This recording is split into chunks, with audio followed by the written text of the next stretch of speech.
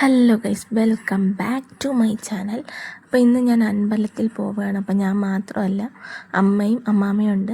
അപ്പം പോകുന്ന സ്ഥലം മണ്ടയ്ക്കാടാണ്. അപ്പം അവിടെ എത്തി ചെന്നപ്പോൾ തന്നെ നല്ല തിരക്കായിരുന്നു.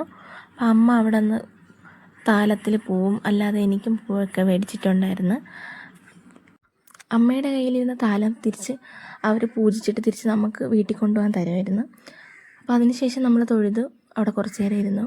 അവിടുത്തെ മിക്ക സ്ത്രീകളുടെ തലയിലും പൂവുണ്ടായിരുന്നു. കൊച്ചുമായിരുന്നാലും മുതിർന്നവരായിരുന്നാലും അവരെല്ലാം തലയിൽ റോസാപ്പൂവെങ്കിലും കാണുമായിരുന്നു. അപ്പോൾ തൊഴുതിട്ട് ഇറങ്ങിയ ശേഷവും നമ്മൾ വന്നതിനെക്കാട്ടി തിരക്കുണ്ടായിരുന്നു അവിടെ.